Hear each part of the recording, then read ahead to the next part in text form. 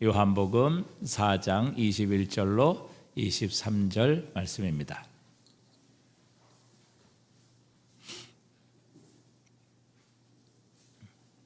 우리 다 같이 석절을 같이 읽겠습니다.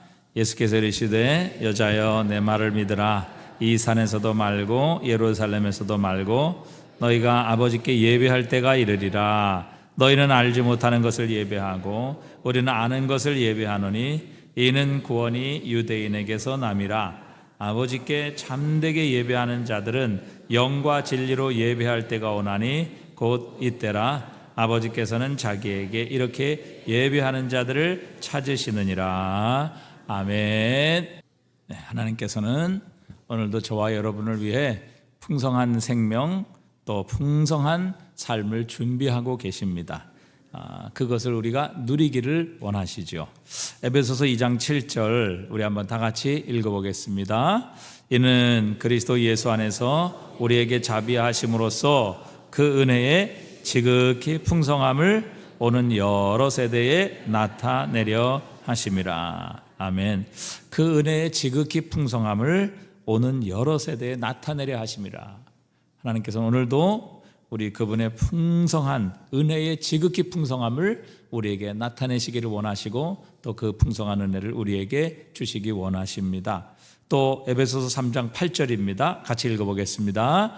모든 성도 중에 제 크기 작은 자보다 더 작은 나에게 이 은혜를 주신 것은 측량할 수 없는 그리스도의 풍성함을 이방인에게 전하게 하시고, 바울에게 이 놀라운 구원의 은혜를 주신 것, 은사를 주신 것, 능력을 주신 것은 측량할 수 없는 그리스도 예수의 풍성함을 이방인에게 전하게 하려 하심이라. 그렇게 말씀하셨습니다.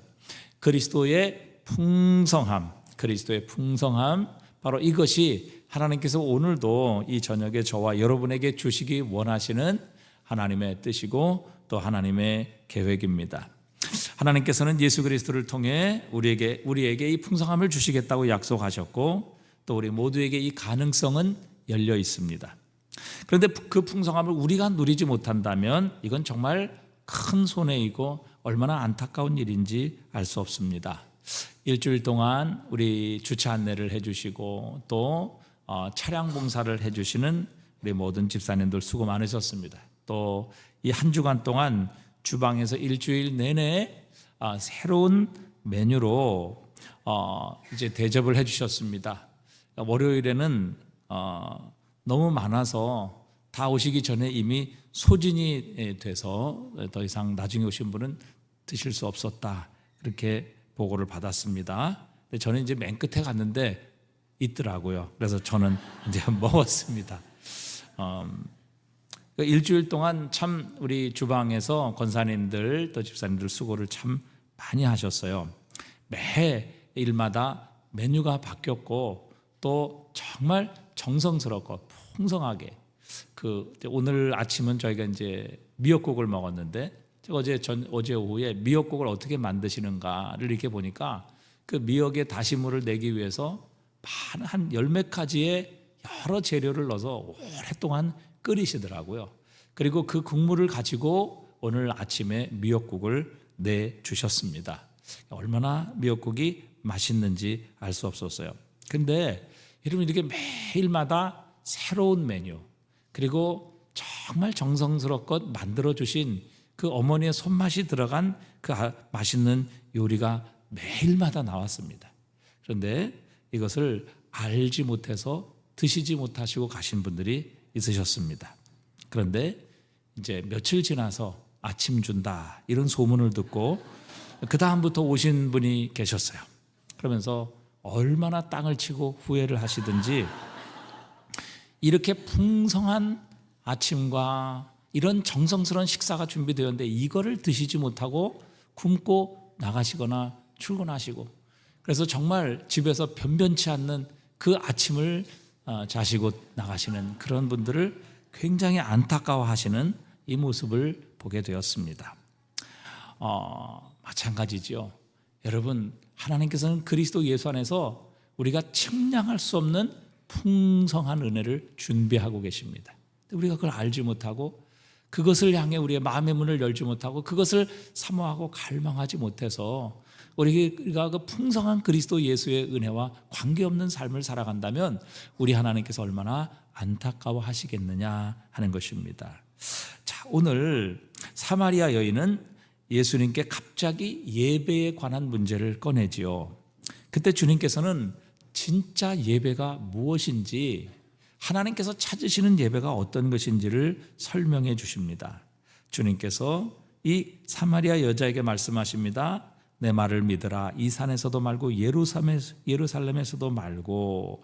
예배는 결코 장소에 국한된 것이 아니라는 것이지요. 또 사마리아 여인은 우리는 이 산 그리심산에서 예배해야 된다, 이렇게 우리의 조상들로부터 들었는데 유대인들은 예루살렘에서 예배해야 된다고 합니다. 이런 자신들에게 내려온 전통을 그들의 예배로 알고 있었죠. 그러나 주님께서는 그 전통도 결코 하나님 받으시고 원하시는 예배가 아니다, 그렇게 말씀을 하고 계십니다. 우리가 드려지는 예배의 어떤 특별한 형식, 이것도 하나님께서 찾으시는 예배가 아니라 우리에게 말씀하십니다. 그러면서 아버지께 참되게 진짜 예배를 드리는 자들은 영과 진리로 예배할 때가 오나니 곧 이때라. 지금이야말로 영과 진리로 하나님을 예배할 때다. 아버지께서는 자기에게 이렇게 예배하는 자들을 찾으시느니라, 이렇게 선언하십니다. 그래서 오늘 주님께서는 예배가 무엇인지, 또 우리가 어떻게 하나님을 예배해야 진짜 이 예배를 통해서 하나님께서 주시는 이 풍성한 은혜의 주인공이 될 수 있는지 우리가 함께 살펴보려고 합니다. 여러분, 예배는 하나님께서 그리스도 예수 안에서 주시는 이 풍성한 삶을, 이 은혜를 누리는 통로가 되는 것입니다. 예배는 그리스도인이 이룰 수 있는 가장 최고의 지점이다, 그렇게 말하는 분도 있어요. 예배는 천국의 맛보기다. 예배는 하나님의 영광을 맛보는 것이다. 예배는 영원과 접촉하는 것이다, 이렇게 표현하고 정의할 수 있습니다. 바로 이것이 예배의 본질이라는 것입니다. 그러니까 하나님께서는 바로 이런 예배를 찾으신다는 것이죠.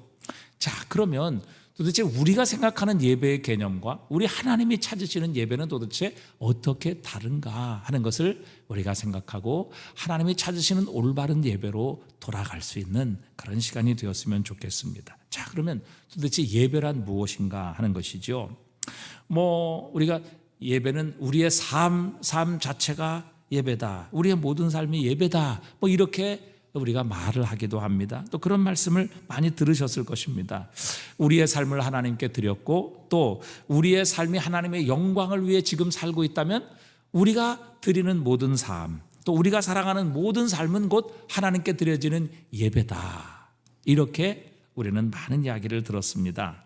물론 틀린 말은 아니죠. 우리의 모든 삶을 통해서 우리는 하나님을 영화롭게 하고 하나님을 찬양해야 합니다. 그러나 여러분, 모든 삶이 하나님께 드려진 예배라고 표현한다면 이거는 예배의 정확한 정의를 희석시키는 것일 수 있다는 사실입니다. 사실 예배는 우리의 삶 전체가 하나님의 영광을 위해서 드려질 때 그 삶 자체가 예배다, 이렇게 말하는 것은요, 너무 광범위한 것입니다.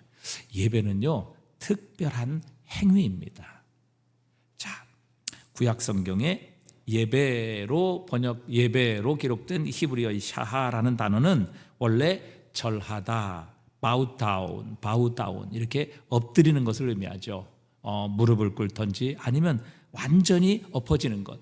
여러분, 사제들이 사제 소품 받을 때 추기경이나 이런 사람들 앞에 완전히 여러분 엎드리는 것을 보셨을 것입니다. 그것을 가리켜서 우리는 바우다운이다, 무릎을 꿇던지 혹은 완전히 엎드린다.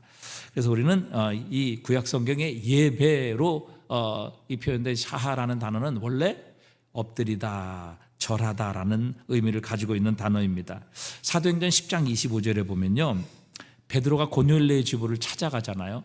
원래 고넬료는 이방이기 때문에 베드로는 고넬료와 접촉하지 않으려고 했어요. 그런데 하나님께서 베드로에게 3번이나 환상을 보여주시면서 내가 깨끗하게 한 것을 네가 더럽다고 하지 마라, 이렇게 환상을 보여주셨어요.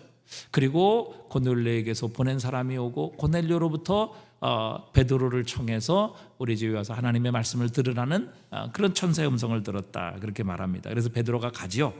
베드로가 고넬료의 집에 들어갑니다. 10장 25절에 보니까 마침 베드로가 들어올 때에 고넬료가 맞아 발 앞에 어떤 포즈를 취했습니까? 엎드려 절했다. 근데 영어 성경에 보니까 worshiped him 이렇게 나와 있어요. 뭐 했다는 얘기죠? 뭐 했다는 얘기예요? 베드로를 예배했다는 얘기입니다. worshiped him. 그러니까 이 고넬료는 지금 베드로를 마치 하나님처럼 예배하고 경배했다. 이게 바로 엎드렸다 이 말이거든요. 그러니까 원래 예배라는 말은 이렇게 엎드리다, 경배하다, 무릎을 꿇다, 그런 의미예요. 그래서 오늘 베드로 앞에 고넬료가 무릎을 꿇자, 즉 엎드리자, 자신을 예배했다는 표현이거든요. 그러니까 베드로가 말리지요. 나도 사람이다.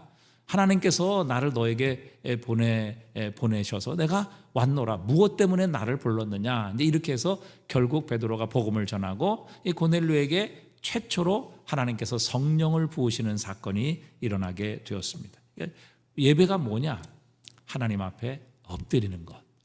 이것을 예배라 이렇게 표현합니다. 자, 출애굽기 20장 5절에 보면 하나님께서 이스라엘에게 10계명을 주시죠. 제2계명에 우상에게 대한 계명을 주시면서 이렇게 말씀하십니다. 함께 읽어보겠습니다. 그것들에게 뭐 하지 말며 절하지 말며 그것들을 뭐 하지 말라? 섬기지 말라. 이렇게 말씀하십니다. 나 내 하나님 여호와는 질투하는 하나님인즉 나를 미워하는 자의 죄를 갚되 아버지로부터 아들에게로 3, 4대까지 이르게 하려니와. 여기서 그것들의 우상에게 절하지 말라. You shall not bow down. 여기도 bow down이라는 말을 쓰고 있습니다. 그러니까 엎드린다 그 말이거든요. 그러니까 우상 앞에 엎드리지 마라. Bow down to them or worship them. 그 우상을 예배하고 경배하지 말라. 하나님이 그렇게 제2계명에서 우상을 향한 계명을 말씀하십니다. 그러니까 하나님 외에 우리는 다른 우상들에게 절하지 말며 예배하지 말아야 된다는 것이죠. 엎드리지 말아야 된다는 것이죠. 왜? 우리는 하나님의 형상으로 창조되었기 때문에 다른 어떤 피조물에게 우리가 엎드리거나 경배하거나 예배해서는 안 된다는 것입니다. 우리를 창조하신 우리의 여호와 하나님에게만 오직 엎드려 경배하고 그분을 예배하는 존재가 바로 하나님이 창조하신, 하나님이 택하신 그의 백성이라 이렇게 가르치고 계시기 때문입니다. 그래서 예배라는 것은요, 엎드려 절하는 겁니다. 엎드려 절하는 거, 예배하는 거, worship. 그 다음에 bow down이라고 이렇게 표현하고 있어요. 자, 주님께서 광야에서 마귀의 시험을 받으셨죠. 40일 금식한 후에 마귀의 시험을 받으셨어요. 그때 예수님께서는 진정한 예배가 무엇인지를 또한 우리에게 분명히 말씀하고 계세요. 자, 마태복음 4장 8절에 보니까 마귀가 또 그를 데리고 지극히 높은 산으로 가서 천하 만국과 그 영광을 보여 4장 9절에 한번 읽어봅니다. 이르되 만일 내게 엎드려 뭐하면? 경배하면. 여기도 worship이에요. worship. 경배하면 이 모든 것을 내게 주라. 마귀가 자신에게 경배하면, 자신에게 예배하면 이 모든 것을 내게 주리라. 그렇게 예수님께 말씀을 이렇게 유혹을 했죠. 자, 10절에 한번 읽어보겠습니다. 이에 예수께서 말씀하시되 사탄아 물러가라. 기록되었으되 주 너희 하나님께 경배하고 다만 그를 섬기라 하였느니라. 여기도 주 너희 하나님께 경배한다. Worship the Lord your God and serve him only. 이렇게 표현하고 있어요. 그러니까 너희 하나님께만 예배하고 경배하고 또한 너희 하나님만을 섬기라. 이 서브라는 말이 예배한다는 말이거든요. 그래서 우리가 이제 외국에 미국에 내 가면 예배를 서비스라 이렇게 표현하거든요. 하나님을 섬기라, 하나님을 예배하라, 그런 말입니다. 그러니까 여러분, 예배는 하나님께 엎드리는 행위입니다. 하나님 앞에 초대되어 그분의 위엄, 그분의 영광, 그분의 능력과 거룩함 앞에 우리가 감탄하며 감동하며 엎드리는 행위, 그리고 감히 거룩하시고 전능하신 그 영광의 하나님 앞에 우리가 서서 하나님을 섬길 수 없는 것이죠. 서서 얼굴로 그분을 뵐 수 없는 것이죠. 우리의 부족함, 우리의 죄악 때문에 결코 우리는 그 하나님, 거룩하신 하나님, 영광의 하나님, 전능하신 하나님 앞에 얼굴을 들 수 없는 것입니다. 그럼에도 불구하고 우리의 죄악, 우리의 부족함에도 불구하고 우리를 용서하시고 우리를 받아주시고 그분 앞으로 우리를 불러주신 은혜에 감사하여 그 앞에 엎드리는 것, 그 앞에 경배하는 것, 예배하는 것, 이것이 예배의 정의라는 사실입니다. 이게 예배의 본질이라는 것이죠. 여러분, 우리가 그분의 영광 앞으로 인도되고 그분의 영광 앞에 우리의 부족함, 더러움에도 불구하고 그 거룩하신 하나님, 영광과 전능하신 하나님이 우리를 그분 앞에 초대해 주신다. 우리가 얼마나 죄악됩니까? 여러분, 우리가 얼마나 부족합니까?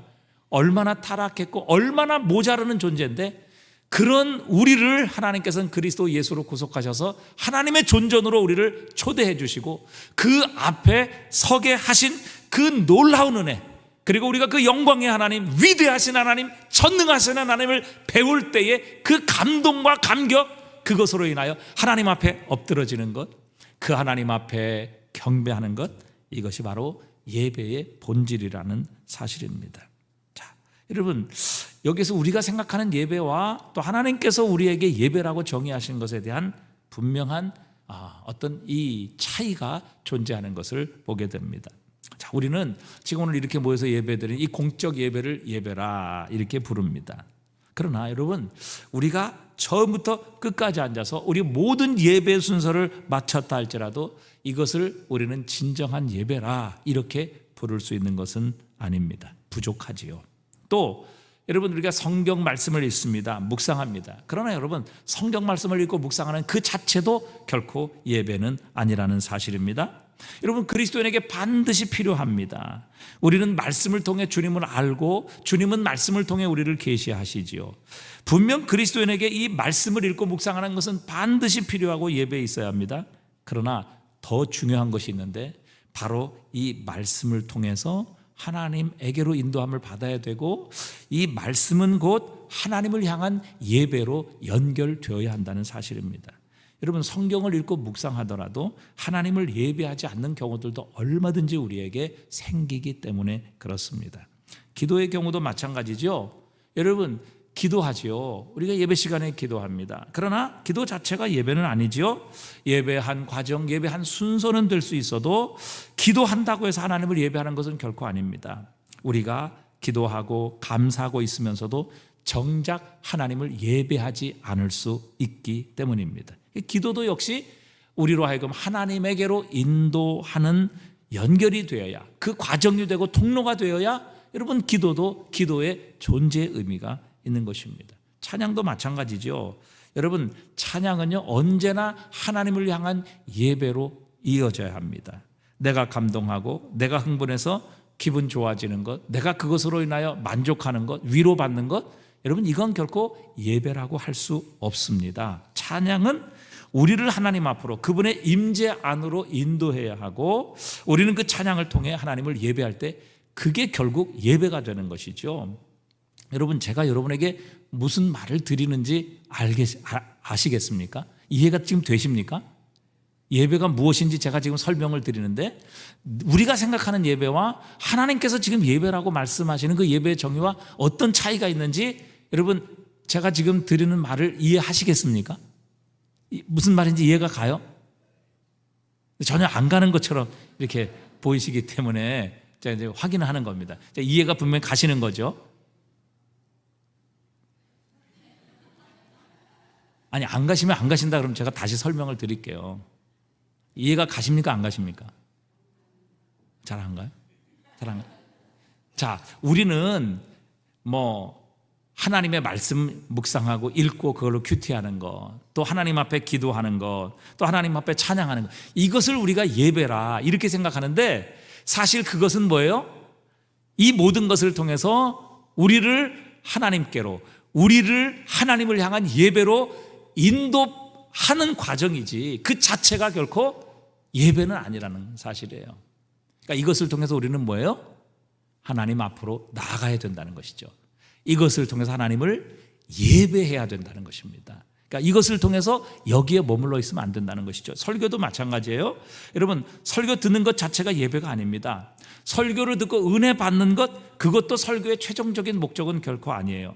설교를 듣고요, 그 하나님이 주신 은혜를 가지고 하나님을 예배하는 자리로 나가는 것이 설교의 궁극적인 목적입니다. 그러니까 설교는요, 하나님을 예배하는 것을 돕는 거예요. 설교는 하나님을 예배하는 것을 촉진하는 과정이라는 사실입니다. 자, 그렇기 때문에 여러분, 우리는 찬양하고 기도하고 말씀을 묵상하고 설교를 듣는 이것을 예배라 이렇게 생각할 것이 아니라 하나님이 우리에게 정의하시는 예배는 이것을 가지고 하나님 앞으로 나가고 이것을 가지고 하나님을 예배하는 자리로 나가야 한다는 사실입니다. 그러니까 이 모든 것의 목적은 하나님과의 살아있는 교제로 우리를 인도하는 데 있습니다. 우리를 하나님 앞으로 하나님의 임재 안으로 우리를 인도하는 것이 바로 우리가 말씀 묵상하고 기도하고 찬양하고 하나님의 말씀을 설교로 듣는 그 이유라는 사실입니다. 사실 그래서 결국 우리가 하나님의 임재 안으로 들어가게 되면 이 모든 우리의 문제가 해결됩니다. 여러분, 우리가 하나님의 임재 앞에 설 때, 하나님 앞에 설 때 우리의 문제는 결코 문제가 되지 않지요. 우리에게는 그것이 문제일지 몰라도 하나님께 우리가 가진 문제가 뭐가 문제가 되겠습니까? 말씀 한마디로 천지를 창조하신 하나님, 그리고 죽은 자를 살리시는 하나님, 온 만물을 새롭게 하시는 그 하나님께 여러분 우리가 가지고 온 이 작은 문제, 여러분 지금 무슨 문제가 있으세요? 그 문제, 뭐 경제적으로 어렵고 몸에 질병이 있고 또 뭐 자녀들이 속을 썩이고 여러 가지 지금 환경이 어려워. 여러분 이 문제가 하나님께도 과연 문제가 되겠느냐 하는 것입니다. 그렇기 때문에 여러분 예배를 통해서 우리가 하나님 앞으로 나가고 하나님의 임재 안으로 들어가게 되면 우리의 문제는 결코 문제가 될 수 없다는 사실입니다. 또 사실 우리가 하나님 앞에 서게 되면 우리는 더 이상 세상의 필요를 느끼지 않게 됩니다. 여러분 만물의 주인이신 하나님 앞에 있는데 우리가 뭐가 더 필요하겠습니까? 여러분 우리가 뭐가 필요해요?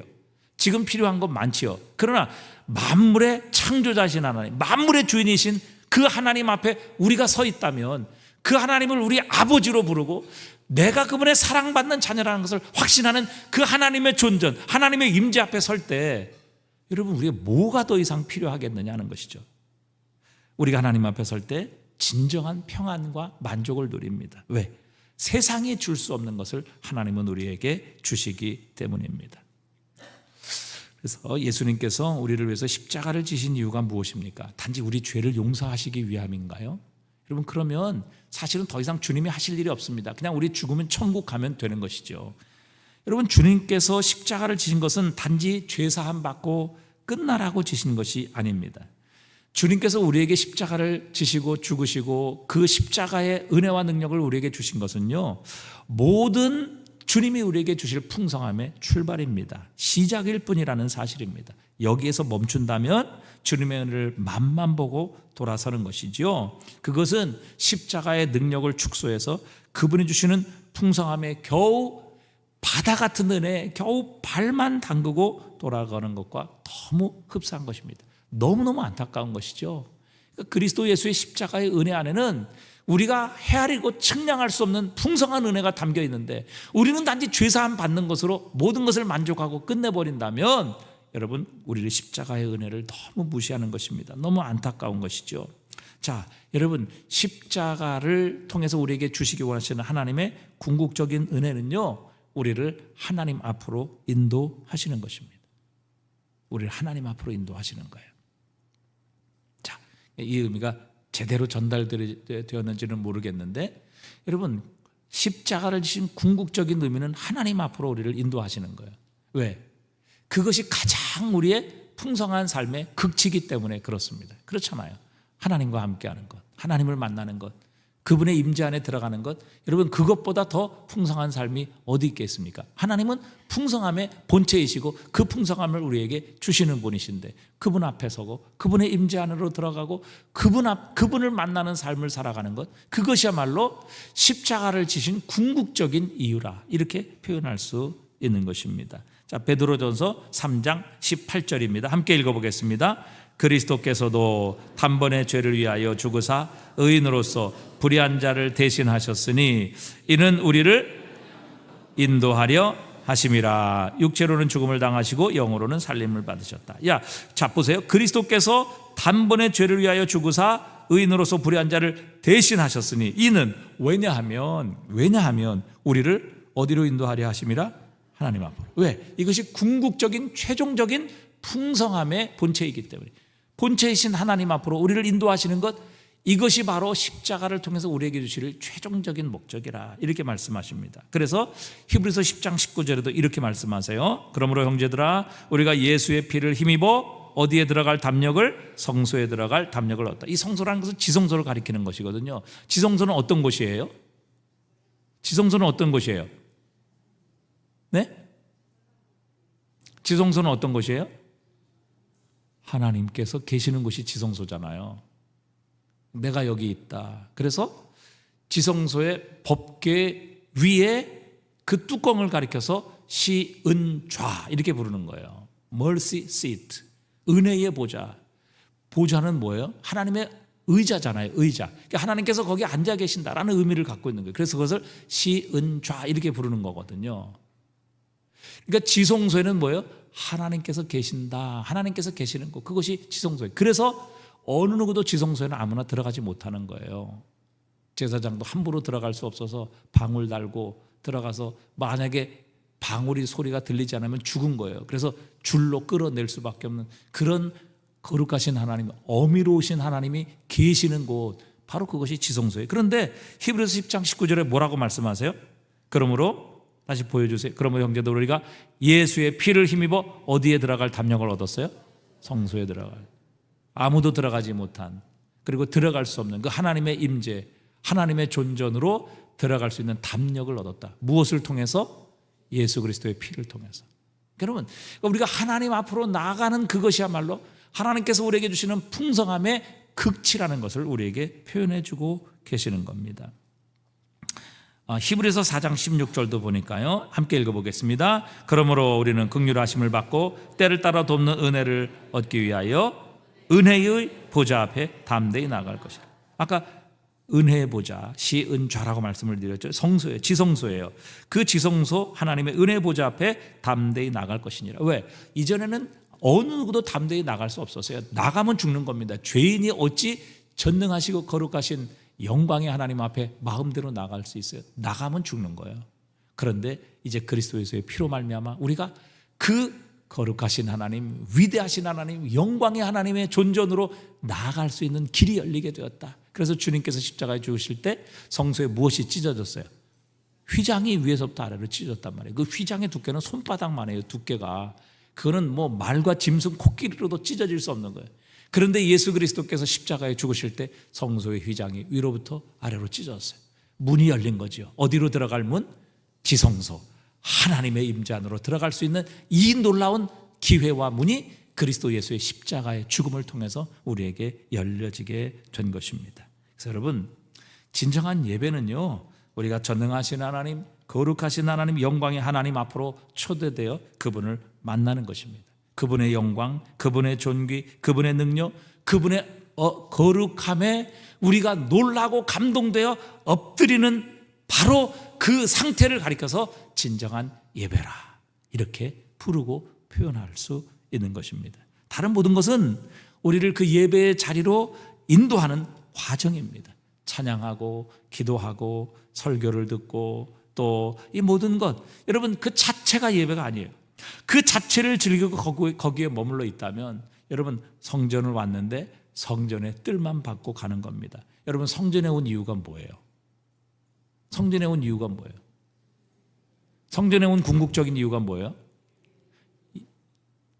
누구를 만나기 위해서 온 거예요? 하나님 만나기 위해서 온 거죠. 왜? 하나님을 만나야 우리의 삶의 모든 문제가 끝나니까. 하나님을 만나야 우리의 삶의 모든 어려움이 해결되니까. 하나님이 우리의 모든 것이니까.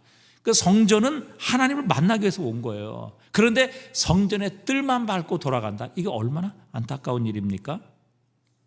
여러분, 그러니까 우리가 성경을 읽고 묵상하고 하나님을 찬양하고 예배하고 기도하고 설교를 듣고 은혜 받고, 여러분 여기에서 멈추어 선다면 이건 진정한 예배가 아니에요. 진짜 하나님을 만나러 왔다가 성전의 뜰만 받고 가는 것처럼 하나님을 예배하는 자리로 나가야 되는데 하나님을 예배하는 자리가 아닌 그 자체에 머물러 있는 것으로 멈추게 된다는 사실이죠. 이거 성전의 뜰만 밟고 돌아가는 것과 동일한 일이 일어나는 것입니다.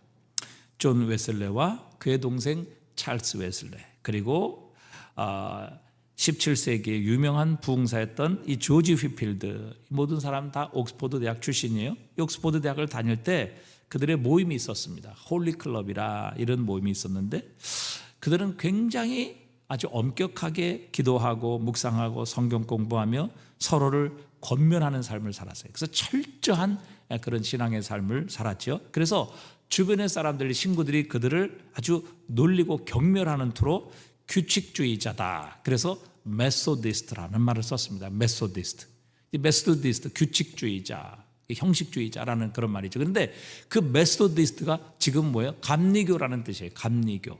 감리교를 영어로 메소디스트 이렇게 쓰거든요. 그러니까 이 존 웨슬레를 통해서 결국 감리교가 메소디스트, 규칙주의자라는 그 말에서 나온 겁니다. 그런데 이들이 모여서 하나님 앞에 간절히 기도하고 거룩한 삶을 살기 위해서 발버둥 쳤던 사람들이에요. 여느 때처럼 하나님의 말씀을 읽고 기도하고 있었습니다. 그런데 특별한 체험과 경험을 존 웨슬레가 이렇게 그 일기장에 기록을 했어요.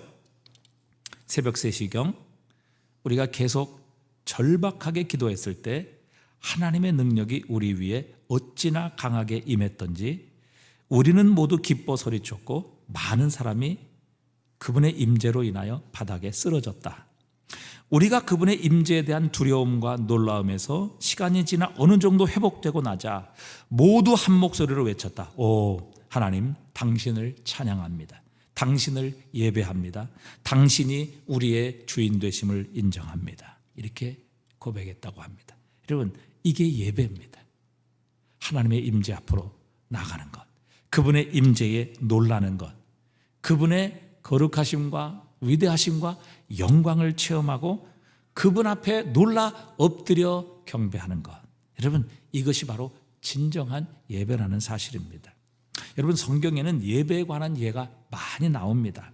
그 완벽한 예가 바로 출애굽께서 하나님께서 모세에게 자신을 나타내실 때에 나옵니다. 출애굽기 34장 6절에 보니까 여호와께서 그의 앞으로 지나시며 선포하시되 여호와라 여호와라 자비롭고 은혜롭고 노하기를 더디하고 인자와 진실이 많은 하나님이라.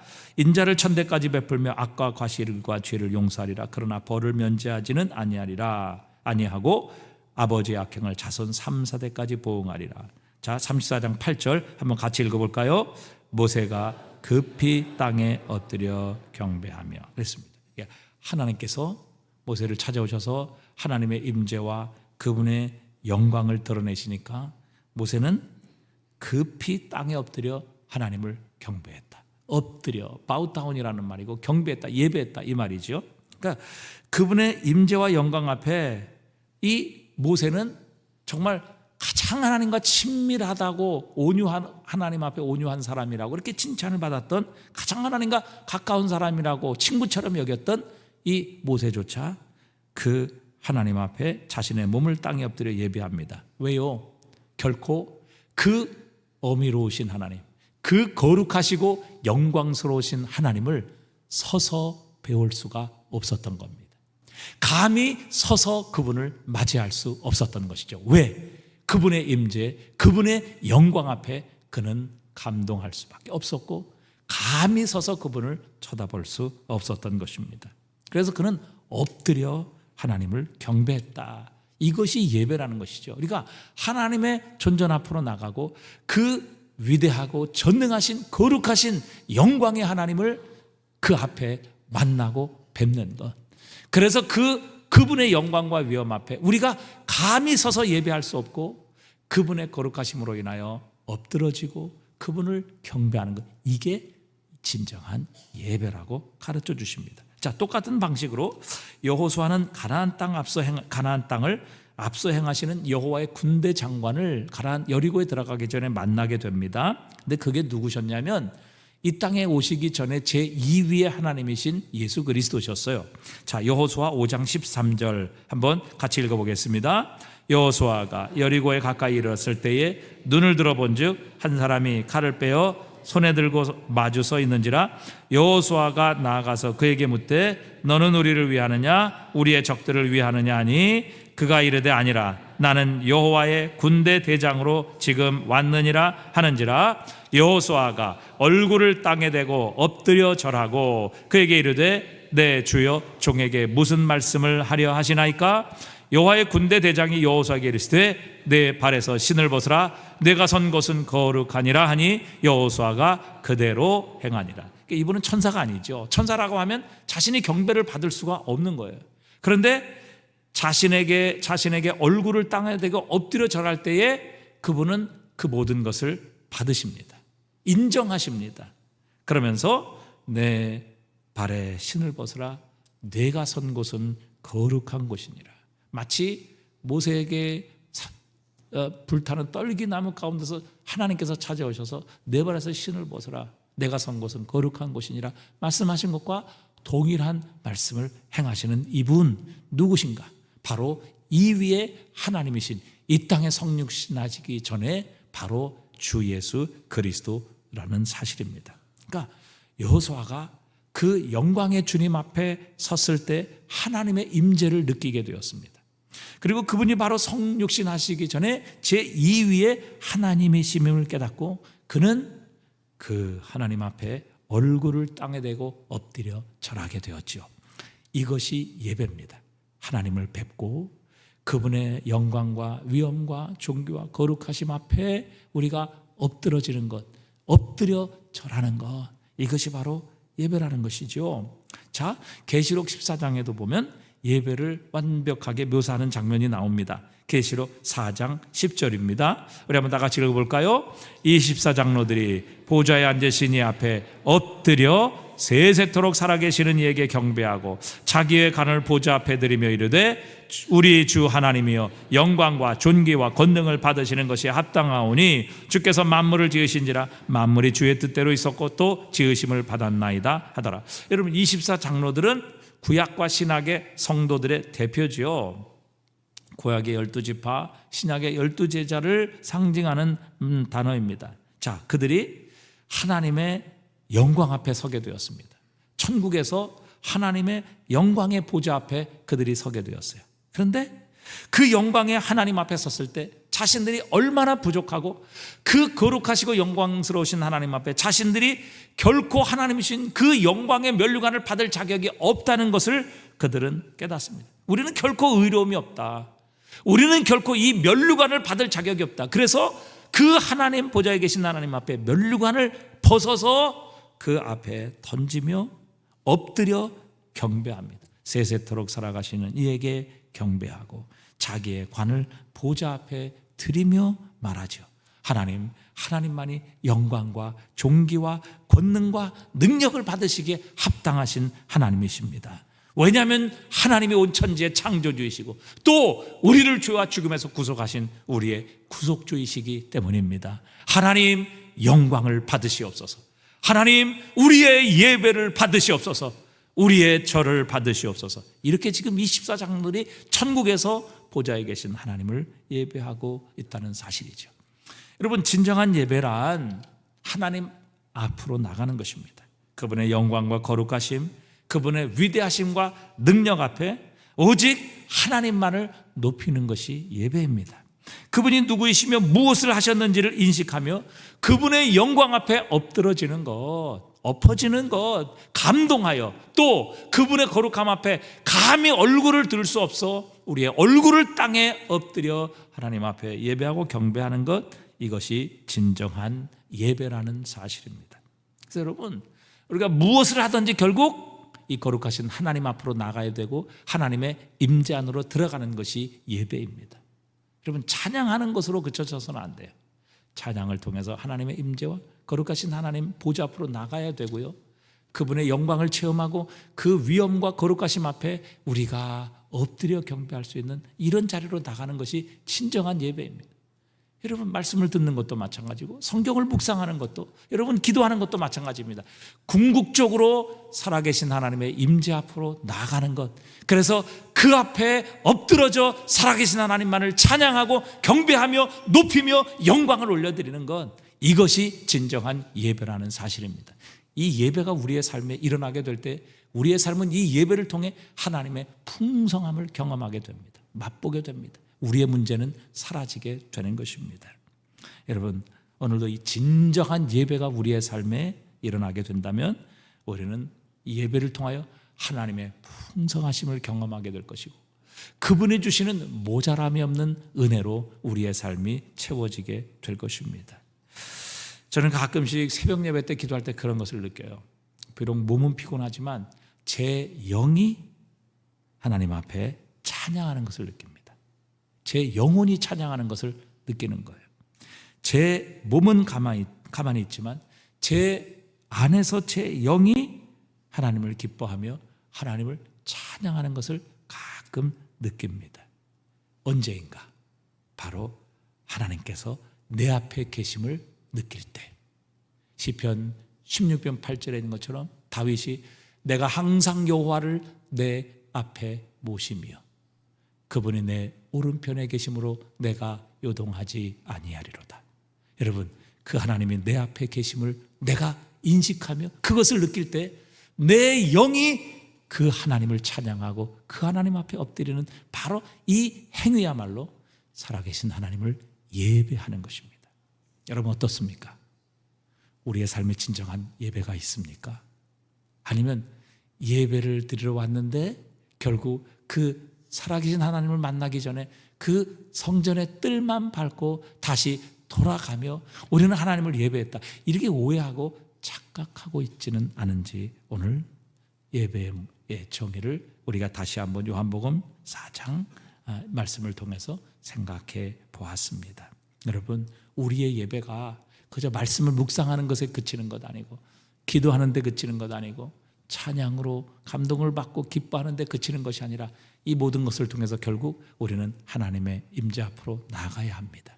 살아계신 하나님을 만나야 합니다. 그분의 존전 앞에 서야 합니다. 그래서 그분의 위엄과 영광 앞에 엎드러져 그분을 경배하고 예배하는 바로 그것이야말로 우리의 삶에 하나님이 기대하고 기다리고 찾으시는 예배라는 사실입니다. 여러분, 이 예배가 저와 여러분에게 회복되기를 바랍니다. 이 예배가 회복되면요, 우리의 삶에 결코 문제는 없을 것입니다. 여러분, 살아계신 하나님, 전능하신 하나님, 이 온 만물의 창조주이신 하나님 앞에 서는데 여러분, 우리가 뭐가 부족한 것이 있겠어요? 우리에게 뭐가 문제가 되겠느냐 하는 것입니다. 여러분, 죽음조차도 결코 문제가 될 수 없어요. 왜? 우리 주님은 죽음에서도 다시 살리시며 심지어 죽은 예수 그리스도의 몸을 사흘 만에 부활시키셔서 우리에게 영원한 부활의 몸, 영원한 영광의 몸도 약속하신 하나님이시기 때문입니다. 여러분, 이 하나님이 우리에게 찾으시는 예배를 회복하십시다. 하나님께서 기대하시는 이 예배를 우리가 하나님께 드리십시다. 우리의 모든 과정을 통하여 기도하고 찬양하고 말씀을 듣고 말씀을 묵상하는 이 모든 과정을 통하여 결국 살아계신 하나님의 임재, 그분의 존전 앞으로 우리가 인도되어 그분의 거룩하심, 영광스러움, 위대하심, 그리고 전능하심, 그분의 그 임재 앞에서 우리가 정말 엎드러지지 않을 수 없는 이런 감동과 감격을 가지고 그 하나님을 높이며 그 하나님을 찬양하는 것, 바로 그것이 하나님께서 찾으시는 예배이고, 이 예배가 우리의 삶에 회복될 때 우리의 삶은 변화될 것입니다. 우리의 삶은 달라질 것입니다.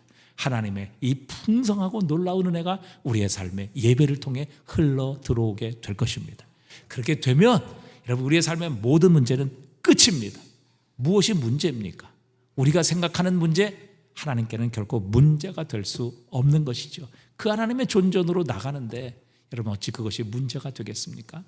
여러분, 이 놀라운 하나님이 찾으시는 예배가 회복되어 하나님의 풍성함을 우리의 삶에 다시 한번 체험하실 수 있는 저와 여러분 되시기를 주님의 이름으로 축복합니다. 여러분, 제가 다시 한번 질문합니다. 여러분, 제가 여러분에게 말씀드린 예배가 아닌 것과 예배를 분명히 구분하셨습니까? 네, 분명히 구분하셨죠? 됐습니다. 그러면 우리 찬양 드리고 기도하는 시간 갖도록 하겠습니다.